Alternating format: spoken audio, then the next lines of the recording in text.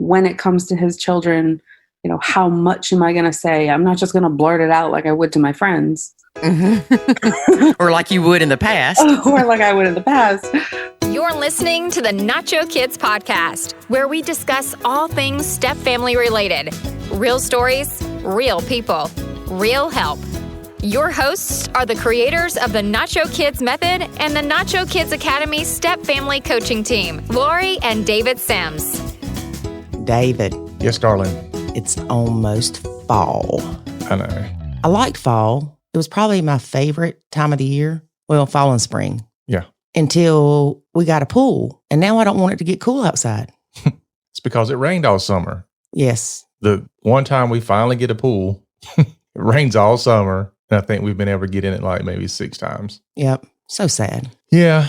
So, the other thing is it's like the pool was the alternative to our vacation. Since we didn't get a vacation this year. You did. That wasn't a vacation. It was. With your son? That's not a vacation. How is that not a vacation? You flew to California, hung out with your kid. That was spending family time together. Oh, Lord. You weren't there, darling, so it wasn't a vacation. No, you're not getting another one. So you're taking one by yourself? I am. Are you? Yes. Where are you going? I don't care. I'll go down the road and get a hotel room. I just don't want to deal with dogs for a couple of days. I don't want to deal with cooking supper. Don't talk bad about your son. I'm talking about the dogs. Wait a minute. Back up. What do you mean deal with cooking supper? Let's not go down that path. How often are you actually dealing with cooking supper anyway? It seems like way too much. Look, twice a week is not too much. That's funny. I'm not showing this conversation. It's probably for the best. Yes. Because you won't win it. I will. I will. I'm going to start keeping track. All right. So you go down to the no-tell motel and get you a room. Yep. Okay. And I'm going to watch Law and Order all weekend. Okay. Why do you have to have a hotel room to do that? Because the dogs. I'm sure we have some listeners that will put you up for a weekend. Okay. Anybody out there want me, sweet little Lori, Nacho Mama, to come stay with you for the weekend?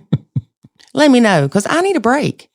I used to get a break when Jackson was at school and David was at work, but COVID has made it where we're all together all the time. So that's what it really is. It's not the dogs. It is the dogs. It's the fact that your son's home all the time. No. It has and I'm home more now because, work from home. It's the dogs. But we had the dogs. It's the dog. Pre-COVID, didn't we? Didn't we get him pre-COVID? We got him in May. So no, it was post-COVID. Yeah, but okay. I can't believe with everything going on, you decided to bring another dog in the house. I didn't. You decided to rescue the demon dog. Leave him alone. He's precious. He's a good dog. He just has some emotional instability sometimes. And he's trying to adjust to the blend. Yeah, he is. The funny thing about it is with this dog, anytime he growls, we just assume he's ready to kill somebody. But our, what would you call her? Our primary dog, our bio dog. Yeah. She's been here since she was a tiny puppy. So she can growl and show her teeth and go completely nuts. And we're like, oh. Sweet baby girl, what's wrong? Because she fusses a lot. She's mouthy. Yeah. So she can go nuts and we don't think nothing of it. But the other dog, if he just goes, we're like, he's about ready to bite somebody, run. Yeah, that's because he's bit me before. Twice. Yeah, well. Well, anyway, it is funny though. I'm telling you, we could probably do a whole podcast on the parallels between getting a new dog. That's not really a new dog, getting a 4-year-old rescue dog and bringing him into our home. And I was a 4-year-old kid into your home in a blended family situation. I was outside the other day and I heard the precious sweet baby girl dog fussing. And I knew that she was telling on the new dog. I come in, sure enough, he dug in the trash and got some paper out. And she will tell on him. Mm-hmm. That's funny. And fuss at him. Yeah. And it's funny too, because you get to where you understand the different barks or whatever. So the difference between her telling on him and her just being mouthy. Mm-hmm. Yeah. It's so funny. It is funny. Anyway. So everybody's probably got their dog and animal stories to tell. So everybody loves their pets. Yeah, maybe we should dedicate a few podcasts to tell us about your animals in the blend. Because really, there are issues with people's animals in blended families. That's a topic we've never discussed with anybody. Like, how is your pet handling the new people? Not your pet handling, because the pet can't get on here and talk, but no, like... I didn't say anything about the pet getting on here and talk. I'm saying if you're a single mom and you've got a dog or cat, and then all of a sudden you bring in 3 or 4 more kids and a spouse. And the dog's cowering in the corner. Yeah, and they're like, oh, come here, Pop. Losing weight, all stressed out. Come here, kitty. But no, seriously. I see it a lot in the Facebook group, and I don't know why I've never thought about doing an interview about it.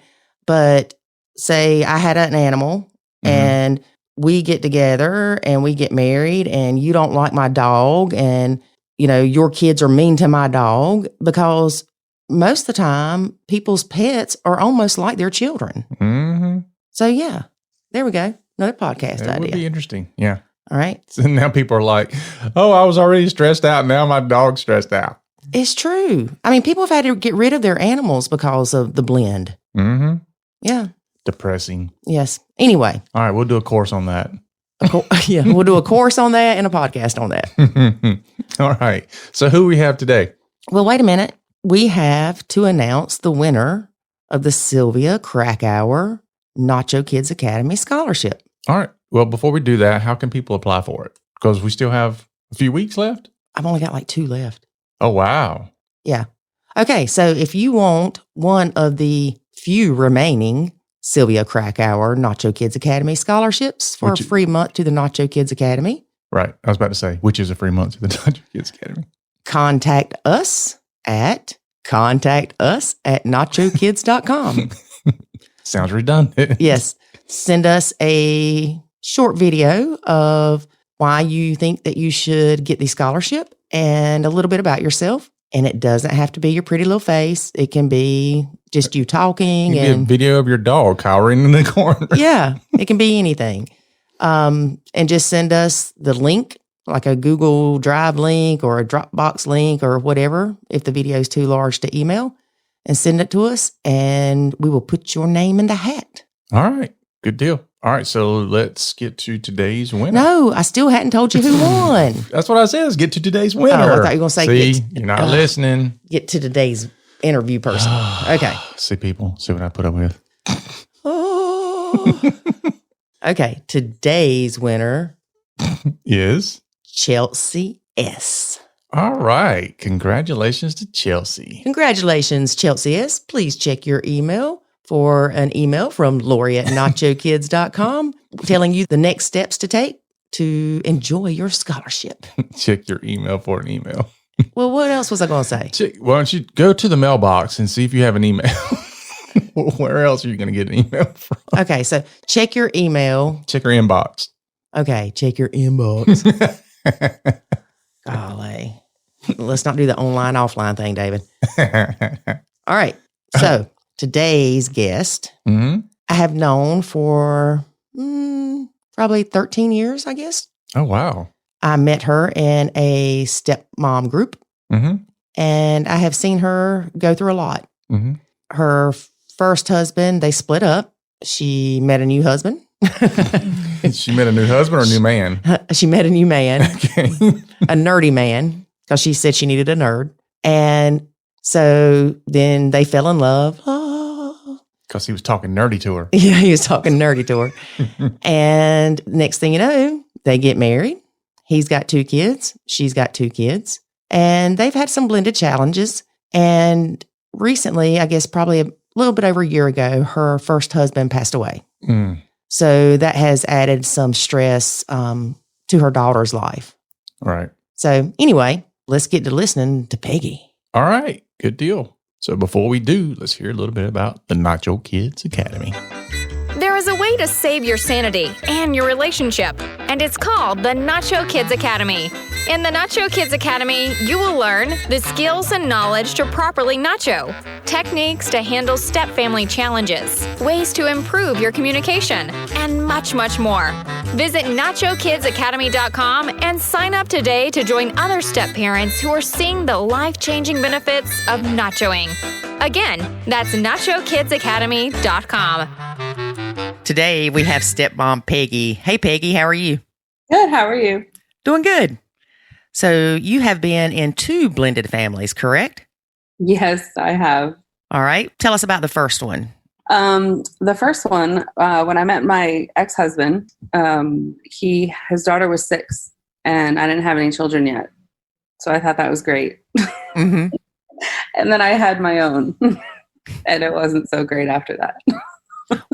Tell us about that, because a lot of people say, I'm worried about having an ours kid because of how it will affect the relationship I have with my stepdaughter, or how is it going to change the dynamics? Is he going to, love the ours kid as much as he does his daughter? So tell us some of the challenges you experienced with that. It wasn't so much him. He was actually really great for a long time about, showing them equal attention. Obviously, the baby and, the younger child got more attention at times. My stepdaughter didn't live with us, so that kind of worked out.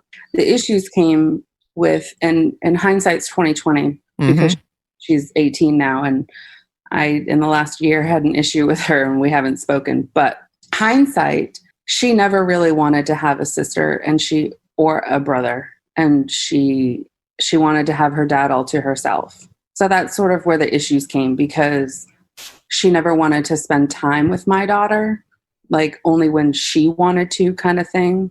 Mm-hmm. So my daughter would cry and get really upset when she'd have to go back to her mom's. And I'd be like, hey, just, go read her a book for 5 minutes. And she wouldn't do it. And dad didn't make her do it. Right. So how old was she when you had your daughter? She was 7 and she's now 18. Wow. Yeah.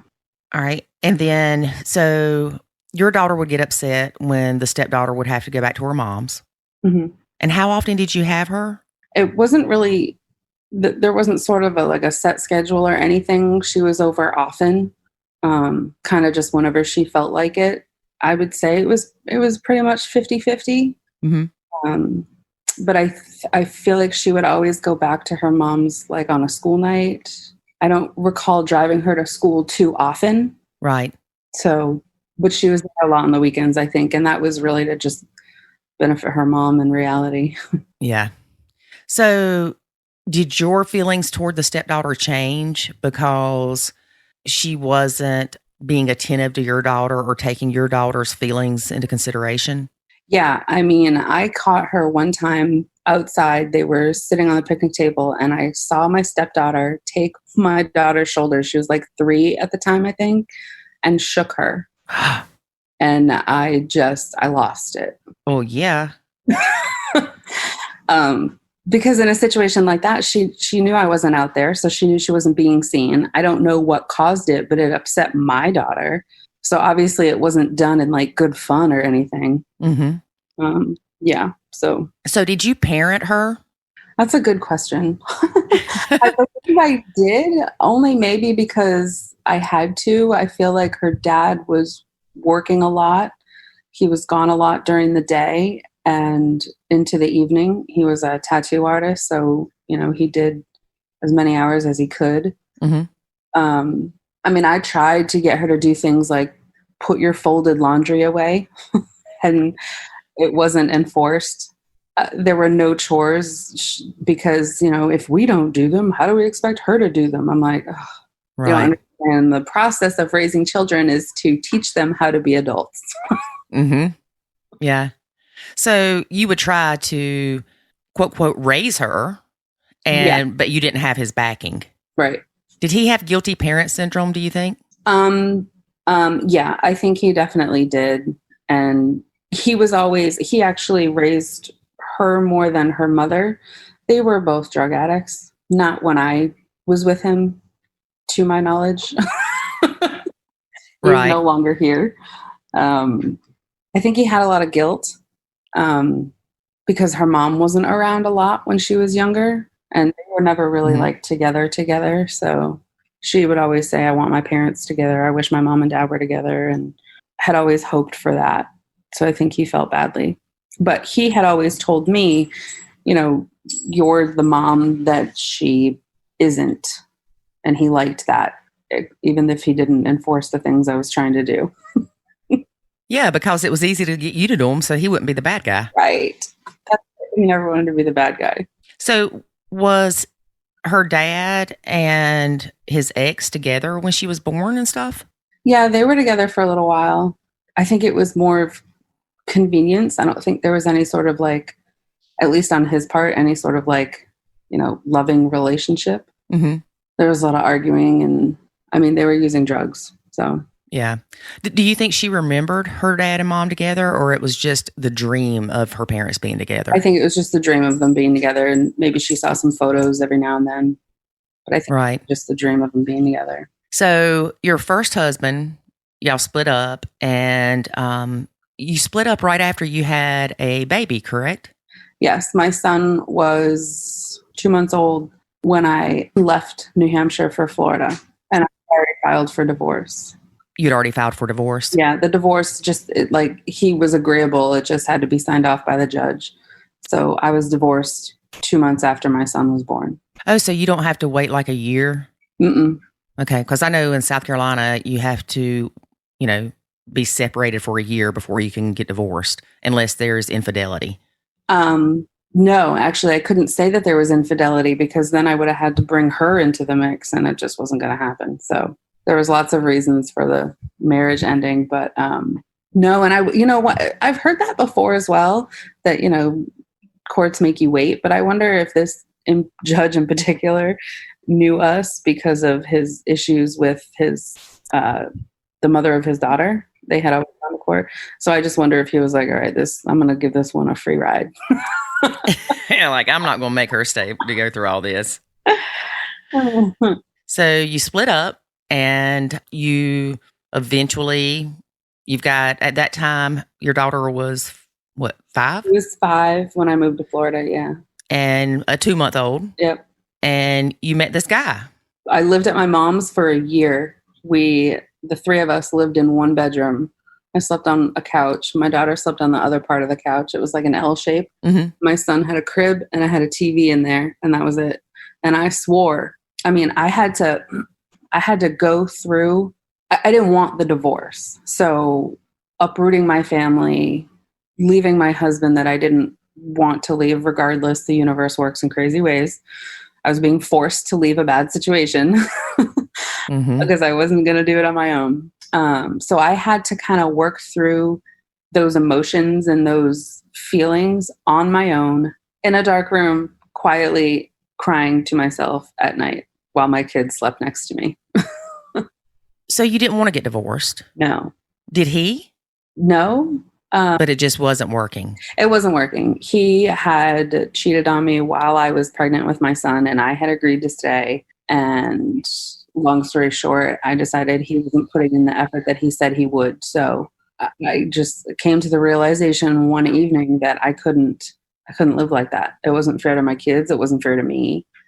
He was agreeable to everything, me moving. He knew that was the only choice that I had, was to move down to Florida to my mom's. But I didn't realize at the time that he was in full-blown drug addiction again. So my leaving allowed him more freedom. So it's kind of the drug addiction kicked in, and it's, okay, well, yeah, she can go, and that'll give me more freedom to not have to worry about acting like I'm straight when I'm not. Right, exactly. That's my feelings. Yeah. Well, I will never know, but. Yeah. So he passed away last year? Yes, he passed away 7 days before my daughter's 10th birthday. And I know that was hard for her. Yeah. And I know that was hard for you. Yeah, it was. It still kind of is for different reasons. And I feel kind of weird about it. I'm married. I'm in this amazing relationship with this amazing man, and we have an amazing life. And I sound really corny saying that, but we do. I have everything that I've ever wanted. And I do have this sadness for her But I feel like I also have this sadness of like, he will never be able to be the person that I did marry. That you knew he could be. Yeah. So. Yeah. I almost think that when he was alive, I'm sure it bothered you that he wasn't living the life that you knew he could. But when he died, it was, of course it's permanent, but it's more of, darn it, he doesn't have a chance now. You know what I'm saying? I don't know how to phrase what I'm trying to say. It sounds horrible to say, but there is a sense of relief. He knew. I have messages. He knew that his addiction would kill him. Mm-hmm. He tried multiple times to stop, and it just, when I say lifelong, it was lifelong. He was 13 when he started getting into drugs and drinking. So he knew it would kill him. So it was. That's so sad. It is. It's terrible. But the in and out of my daughter's life that he was doing was so hurtful to her. It was almost a relief that it can't happen anymore. Right. Because now she's not expecting those calls. Right. She's not disappointed when she doesn't get them. Granted, I'm sure that she has gone through a lot and will continue to go through a lot with her dad having passed away, especially under the circumstances that he did, and the fact that she didn't really get to spend a lot of time with him before. But really, it's emotional abuse for a child when the parent is wishy-washy with like that and not in the kid's life. Yeah, and I tried to work with him, but I had to put my foot down at some point. And then I kind of let her make her own decisions. We gave her a phone because it was summer and I was not having her friends call my phone looking for her. So we gave her a phone. And once her dad had access to her like that, I kind of let that play out how it would. I let her make her own decisions on how much she wanted to contact him and, whether or not she got back to him. I did have to tell her when she was 7 years old that he had a drug addiction and explain that to her as best I could at her age level, because she was like, why is he not calling me back? Why doesn't he love me? I'm like, oh God, no, that's not it. Even for adults, it's hard to understand that an addiction overpowers or outweighs their love for somebody. Yeah. The one thing he always wanted in life was a son to carry on his name. And I gave that to him. Mm-hmm. And it still didn't. And I think that was kind of that may have been the eye opener for me was he can't. But when I moved, I was naive to the fact that he was using again, because hindsight's 2020 and there were red flags all over the place. Mm-hmm. But you just, you don't want to think it. Yeah, you don't want to believe it. My husband now, we took my ex-husband's ashes, and it was his idea to plant a tree out in the corner of the backyard that my daughter can see from her room. So we did that, and we put his ashes and his mother's ashes, because she died 8 months before he did. My daughter sat there and held her hand while she was in hospice. Oh. So we've got them out in our backyard, and we went and visited his grave in July when it was a year. And it was hard, but I think it helped me a lot as well. Mm-hmm. So, and we'll just, we'll keep going back every year, hopefully multiple times. But so let's back up a little bit. You were living with your mom. Yeah. And you had a friend that made you get out and about. Yes, I do. She threatened you with your life if you did not go with her. Yeah, she threatened to kidnap me. Uh-huh. And that is when you met your, let's see, what did you refer to him as? Your nerdy, sexy fellow or something like that? I told this friend that I needed a nerd. So she brought me, when she got me out of my house, I had to bring my kids.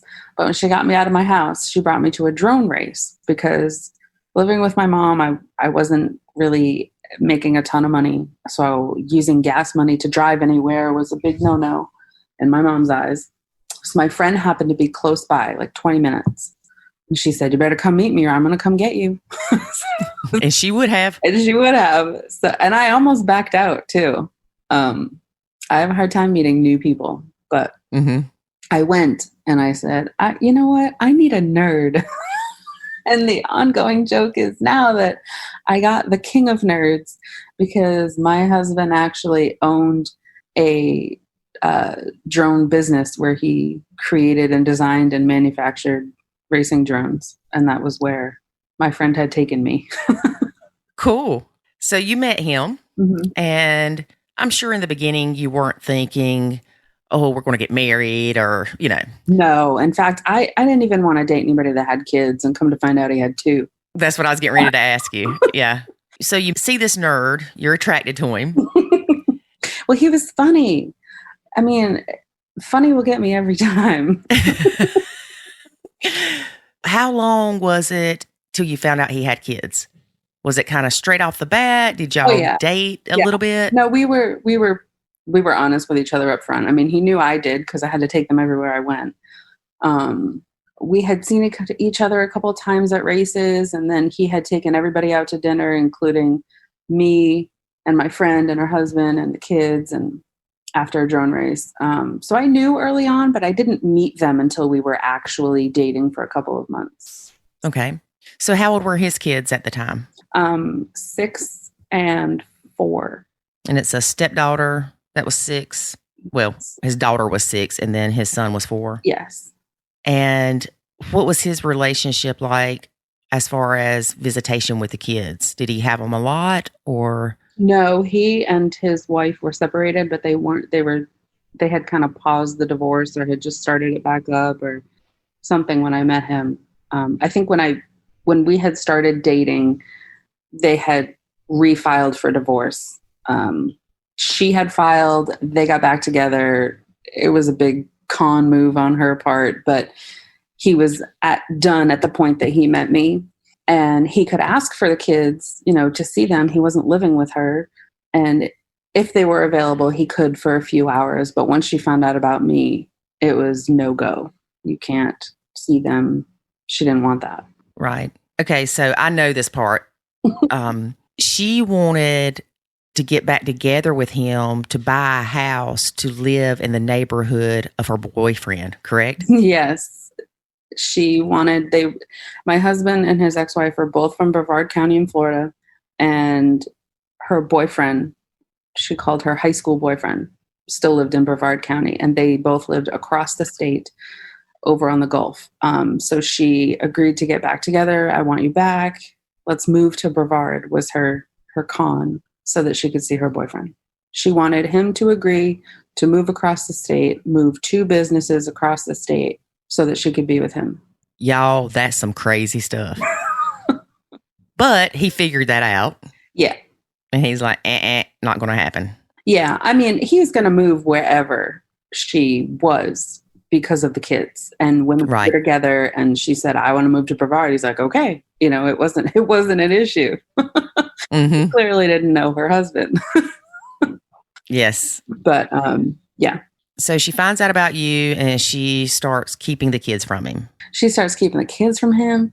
This woman has I don't even know how many fake Facebook profiles. She would start commenting on my Facebook pictures of me and him, trying to get me to say that we're dating or, I'm his wife or something.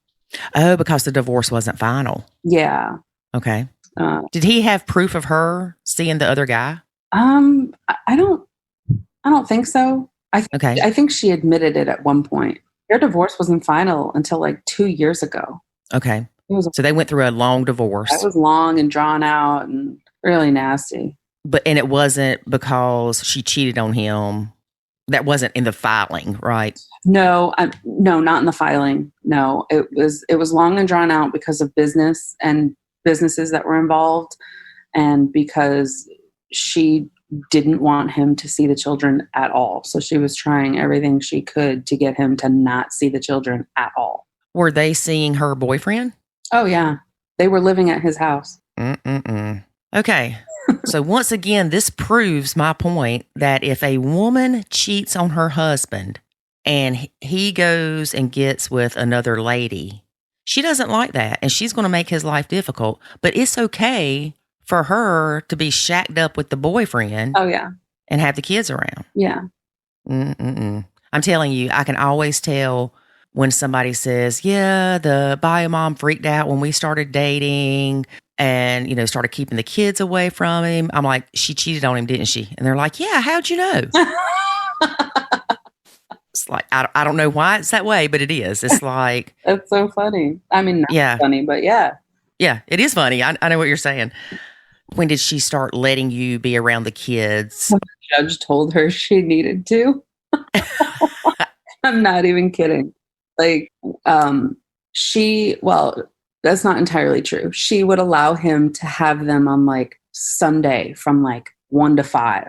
And she had stated in her deposition that she chose Sunday during those hours so that he couldn't flee the country with the kids because they had school the next day. Because that was another thing. Like before he met me, they had this big argument, and he had a lot of money at one point with his business. And he was like, I could hop a flight to Zimbabwe. And she took that as, I'm going to take the kids away from you and you'll never see me again. Okay, well, first of all, even if the kids had school, if that's what he wanted to do, it wouldn't matter. I know. But I will say, that's not an uncommon fear of a bio parent to worry that the other bio parent's going to take the kid and leave. Yeah, no, that's a legitimate fear, for sure. And in my opinion, I want to say like 75% of the time, that fear is forefront in your mind because you have had that thought as well. Mm-hmm. So, it's kind of like she was always accusing him of cheating. But he wasn't. But she was accusing him because she was, kind of thing. And once again, they say if somebody's accusing you of cheating, it's usually because they're doing it. Right. Yeah.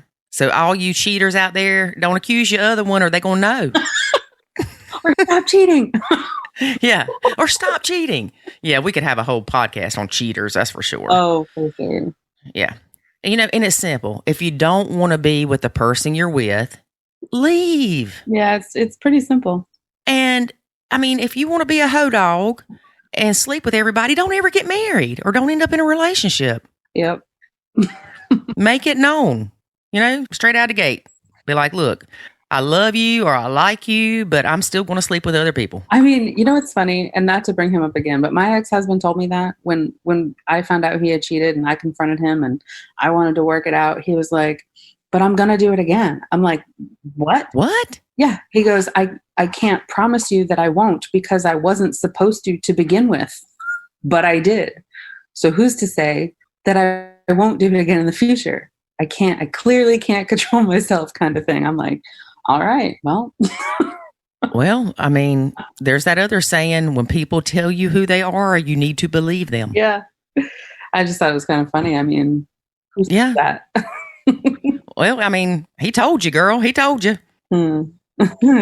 So you finally start spending time with the stepkids and you're kind of integrating into the blend.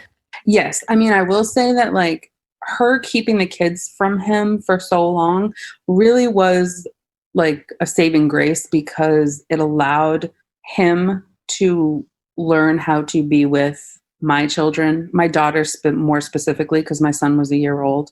Mm-hmm. So it gave those two the chance to kind of build their relationship and learn to be together without his children being there. Because we all know that stepchildren and bio children always get treated differently, regardless of what you say.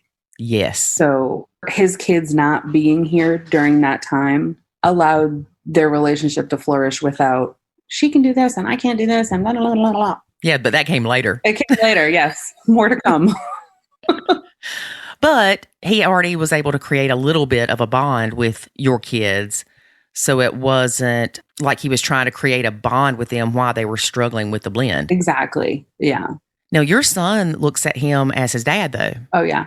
I mean, I will say, Lord, this is so terrible. So my son, in the last 6 months or so, understood that his biological father has died.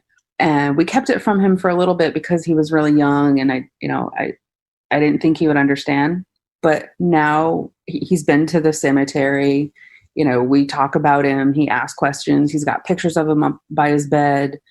But he calls him my dead dad. Oh my gosh.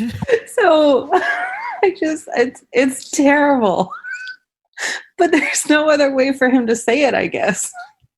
Well, I mean, it's true. I know.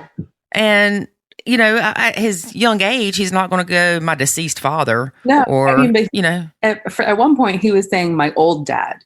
But then he would always, you know, say, not this one, my old one. So he felt like he needed to explain more.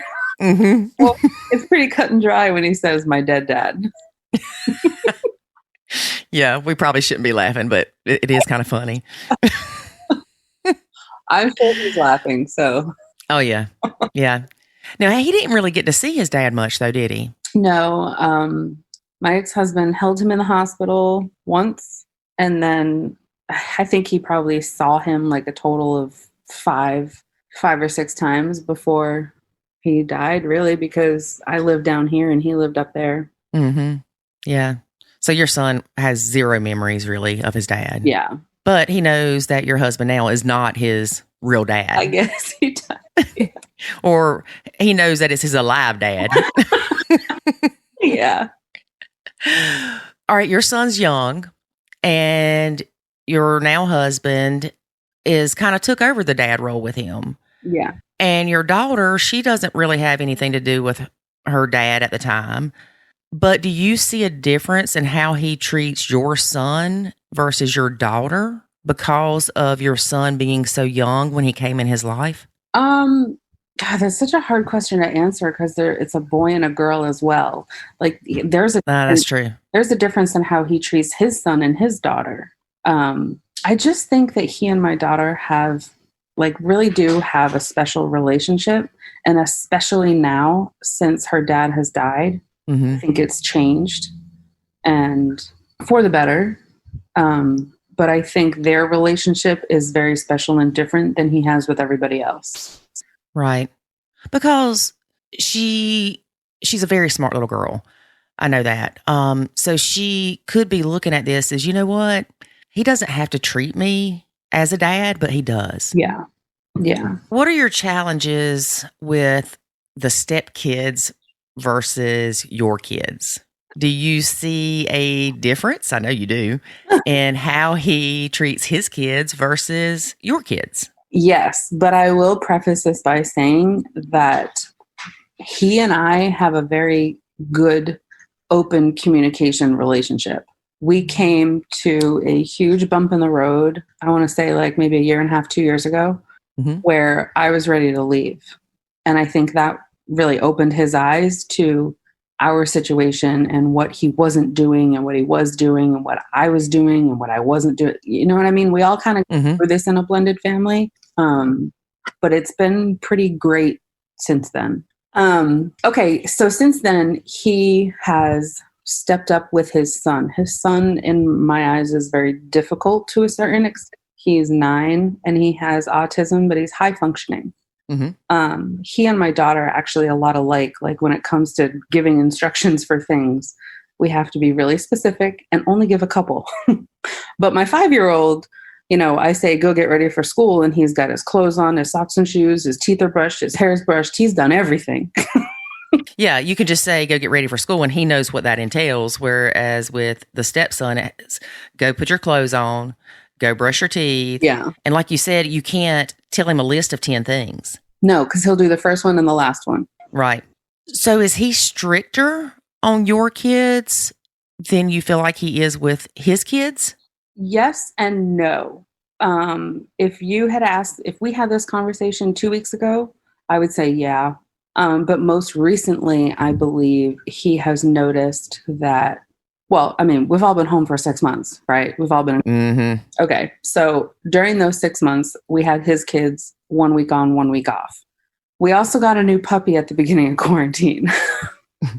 Y'all were a glutton for punishment. I know. And his kids like to come here and then hole themselves up in their room and play their games. Mm-hmm. They don't really get them at their mom's. Well, his daughter shuts her door as well. My daughter's complete extrovert. Like, I would love for her to go in her room and shut her door sometimes.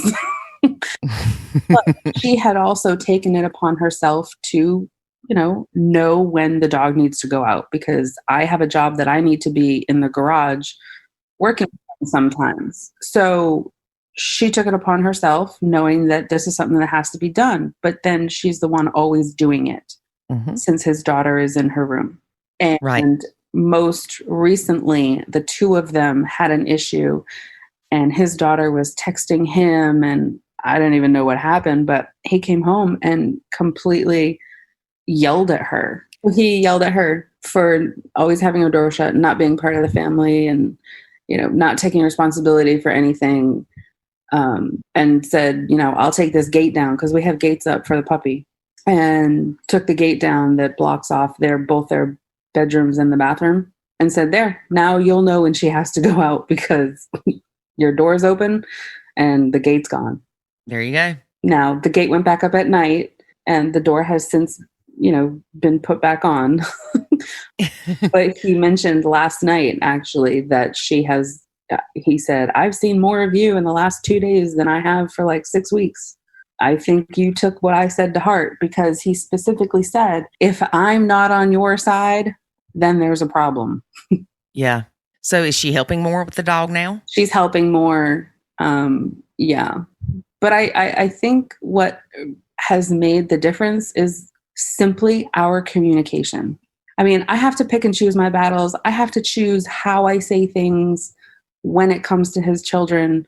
You know, how much am I going to say? I'm not just going to blurt it out like I would to my friends. Or like you would in the past. Or like I would in the past. But understanding how much he can handle hearing in order for him to handle a situation himself. Does that make sense? Yeah, it does. So what would you say is your biggest struggle with this blend? I would say our biggest struggle still is me and his son, and not necessarily our relationship, but like my interactions with him, I guess. You know, simply like, hey, you forgot to put the bag in the garbage. I mean, this is the kind of kid that will do the least to get by so that he can go back and play his games. But his father knows this, and his father's on him about it, and has been for a while now. My struggle is that I don't feel that there is enough consequences, but that's not really my place, because he's the same way with my child. He doesn't hand out consequences. Okay. So you both will quote, quote, parent each other's children as far as telling them to do things, but you Nacho handing out the consequences part. Yes. That was the caveat to me coming back, so to speak, when we had our huge argument and I was going to leave, was I will come back. You know, you can come back, but you've got to leave my son alone. I'll come back, but you've got to leave my daughter alone. Right. So. And it's not the aspect of telling your daughter, you know, pick up your clothes or put your dish in the sink. It's the aspect of the discipline part. Correct. Of I'm taking your iPad, or you're on restriction, or whatever it may be, because by him or you laying out that discipline to the other person's child puts that target on your back for the kids to look at you as a bad person, but it also takes away your authority as a parent. Yeah, it does. And it's saved our relationship, to be completely honest. And it took you a while to find that balance. Yeah, it did. I mean, we've been together 4.5 years. We've lived together for about that same time, probably 4 years. And it took a good 2.5 to 3 to really get there. And that's with good communication. Right. And that is so important. And, you know, like you said, it's how you approach him with things. You can't say, your lazy, good for nothing daughter won't let the dog out to pee. Right. It has to be more of, I need help with letting the dog out to pee. Could you talk to your daughter and see if she's willing to help? I mean, I know it sounds crazy to have to sugarcoat things like that, but you have to, because if not, correct. Yeah. If not, they get defensive. Yeah. And even as much as you know how much he loves your kids and would do anything in the world for them, if he says something to you about your kid, you get defensive. Yeah. And then you kick into, well, you let your kid. Yeah, you don't ever want to do that. That's a losing battle. Yeah, tit for tat is not good. No, and I will say though, so biomom is like we could do a whole podcast on the craziness that lives inside this woman, but I know, I think we should. I'm not kidding. Well, I mean, the poor kid, prime example for school this year. Last year, we got Matthew all of his things. This year, our turn was to get Grace all of her things. Those are his kids. And so the text came across that said, I got the school things. He can use his backpack from last year and lunchbox from last year. And that didn't even go to him. That went to his daughter. So she came out knowing that we had already said, if mom doesn't get you what you need, we'll get what you need. So the woman got the basics that the school needed. I am so sorry, but I don't care if you go to the dollar store and get the kid a new damn backpack. Every kid should go to school with a brand new backpack. It's so funny you said this because I saw this on a Facebook group somewhere and it said, do you think kids should have a new backpack for school every year? Yeah. You know what? I do. I think they should have a new pair of shoes, a new outfit, a new backpack. At least one. You know what I mean? Like, yeah, new notebooks. Don't send them with the old tore up spiral notebooks. It's a new year. It's a fresh start. And I think the things that kids need are, like you said, new pair of shoes, new backpack, new lunchbox, new water bottle. Like, yeah, basics. And so she didn't get those. So this all happened right before they were leaving to go back to their moms, right before school. And I said, get over here. And I showed them online. I'm like, which backpack do you like? And I ordered it from Target and I picked it up because I could not. And so my husband was like, well, if he comes back Monday with an old backpack, I go, no, he should not have to go to school on his first day of school with a crappy backpack and an old lunchbox. Mm-hmm. So yeah, I got him a new backpack and a new lunchbox, and sure as shit, sorry, that's okay. Finally brings the damn water bottle home that he's left at school for 2 weeks. You know whose name's on it? His sister. No. Yeah, hers. His sister's. Like she couldn't even get him a brand new water bottle. And I know you well enough to know that you're not going to let that kid go to school with a crappy backpack with his sister's water bottle. It's so maddening. I mean, he would come to my house and he has recently, but not in a while, come to my house in size 4 underwear. This kid is 9 years old. My 5-year-old son does not even wear a size 4 underwear anymore. Which brings me back to how I interact with him. He doesn't get loved on or taken care of in a proper way, like even the basic ways at his mom's house. So when I get on him about things, it bothers his dad because he gets that at his mom's house from his mom. Mm-hmm. So I understand that. Yes. But in the same respect, he's a kid who still needs to do the things he's supposed to do. So that's the happy medium that we've come to, is that his dad really takes care of all of that. Right. And I had to tell him, you can't sit here on your computer with your headphones on and ignore the world around you and then get mad at me when all you hear is your son's name because he's done things wrong. Exactly. So. And we know that they can tune us out pretty good. Yeah. Even with those headphones on, girl, they can hear what they want to. Oh, exactly. Even with them off, he hears what he wants to. That's true. It's that selective hearing. I know. So, yeah. Yeah. It's funny. I got to tell you this story real quick about the backpack. I went to get my son a new backpack and, this a couple years ago. And he's like, why are you wasting money? The one I have from last year is perfectly fine. Oh. Y'all, I know you've heard the phrase, an old soul. Oh, yeah. This child, even his teachers say sometimes, it's like talking to an 80-year-old man. So when I saw the backpack post on Facebook, of course, I'm like, yeah, that was one of my favorite things for school. Getting a new backpack and new notebooks and pens and pencils and all that happy stuff. And here I'm thinking that all kids would want that. And my son's like, nah, man, don't waste your money. I'm good. I mean, and my stepson might not even know the difference or care, but that doesn't matter. Yeah, but you don't want him carrying around a water bottle with his sister's name on it. I mean, it's got like scratches and stuff. It's so ridiculous. You got him a new one though, right? Well, this was yesterday. So yes, I will, because I was like, well, I could order one right now on Amazon. Then I'm like, well, I mean, I could just go to Target too. So no, he's going to get a new one, but damn, woman. Yeah. And it's not like she's hurting for money. No. And the water bottle incident happened last night. So I walked outside, told my husband who was making steak on the grill. And I said, and I don't mind buying the kids clothes. Obviously, I'm constantly going through their clothes going, what doesn't fit you? What fits you? And I had to buy him some new shorts and shirts because they all started to look a little too short. And he himself said, yeah, they're a little tight. But to supply the clothes at his mom's as well, like I know that's what's happening. I'm sorry, but if you come in size 4 underwear, they're going in the garbage. Yeah. And a lot of people will say, send them back in that underwear. No, because then they'll come back in that. That's a health issue. I don't have a penis, but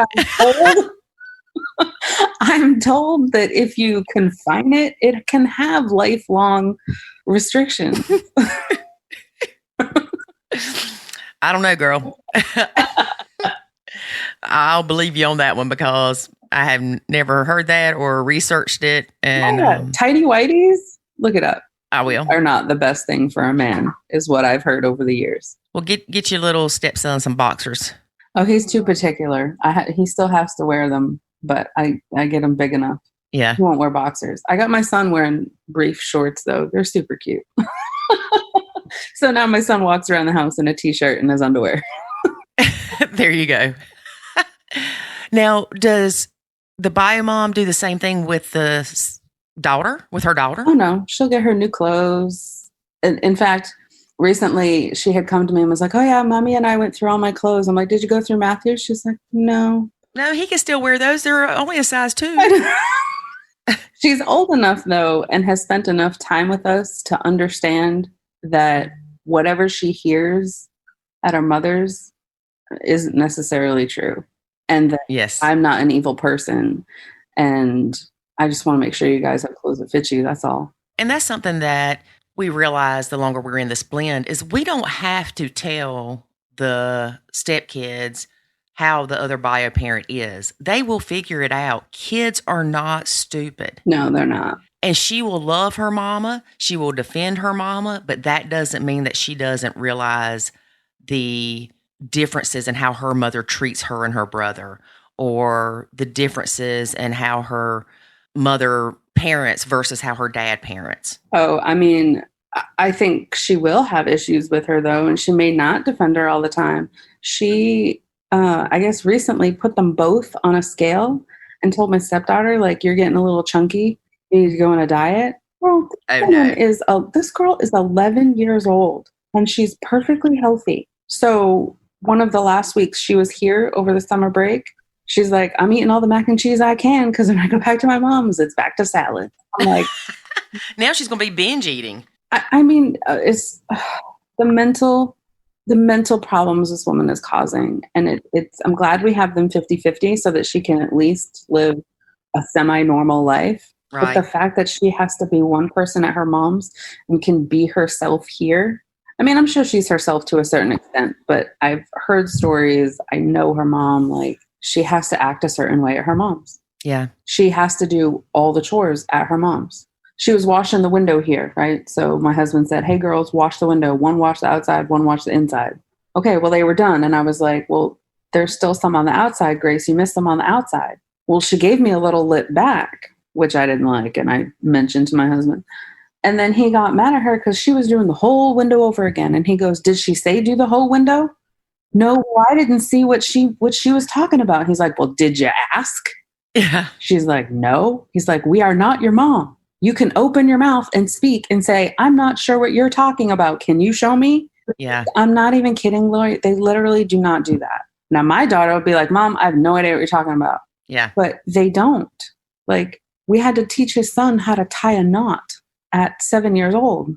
And he still, to this day, will stand there and look at it like he doesn't know what he's going to do and he's not going to ask because he's afraid. Yeah. And that's sad. It's really sad. Well, hopefully with your influence and your husband's influence, they will become the best children they can be. Hopefully. And I know that I am very blessed to have the kind of situation that I do. we are not one of the horror stories I'm sure that you've heard. So I don't take that for granted for sure. Yes. Because if you do take it for granted, I'll be like, girl. I'll tell you like it is. Yes. But communication. I mean, if whoever's listening to this like takes away one thing, communication is key. It is the right kind of communication. Right. And it's okay to start having a discussion and realize it's getting heated and table it for a little while and say, I need a break. I'm getting kind of stressed out. Or I see you're getting stressed out. Let's talk about this in a little while. Mm-hmm. Don't just say, I'm done talking about it. Just table it for a little while until things can calm down. Yeah. And it can't be an us versus them kind of situation, or you're not going to have a very happy life together. So that's right. Well, Stepmom Peggy, it has been great having you as a guest on our podcast. Thank you for having me. And I do think that we should have another one where we just talk about the high conflict bio-mom. Oh, my mom. We totally can. All right. So I'm going to write that down so we will do it. Okay. All right. Well, thanks again. Thank you. Bye-bye. Bye. Do y'all ever have things that just annoy you? Yeah, I married one. Oh. I figured I'd jump on it before you did. For example, do it, David.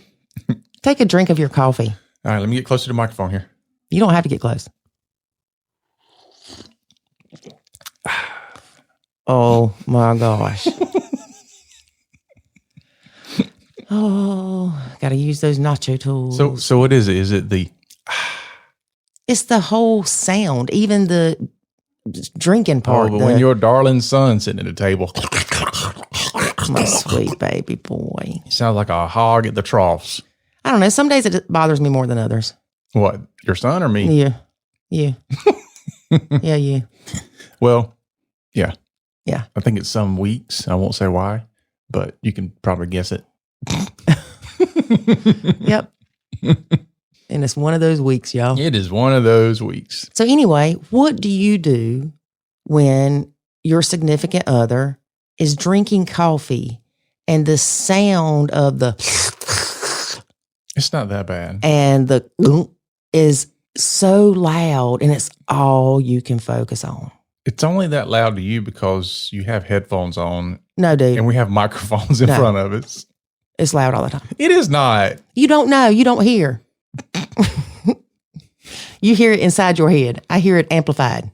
Do you? So what you do, people. This is going to be a long day. When this happens, is you regroup. Okay. You take a deep breath. Oh my gosh, David. Really? What? I'm taking a deep breath. Don't breathe. Don't breathe, David. The person that is being annoyed takes a deep breath. You are, stop it. But I'm being annoyed right now. You're being annoying. All right. So don't take a deep breath because apparently that's going to annoy me too. I'm holding my breath. Okay, good. Maybe you'll pass out in a minute. So what I will do, since David... Apparently it's not working for you. Will you hush? I will take a deep breath quietly. Stop it. Then I am going to refocus. Today, I am able to refocus by getting my butt up and walking away from it. Except when we're recording. Yeah. But if I can't walk away from it, what can I do? I can get my phone out. I can put AirPods in. I can play silly little games on my phone. I can play in Facebook groups.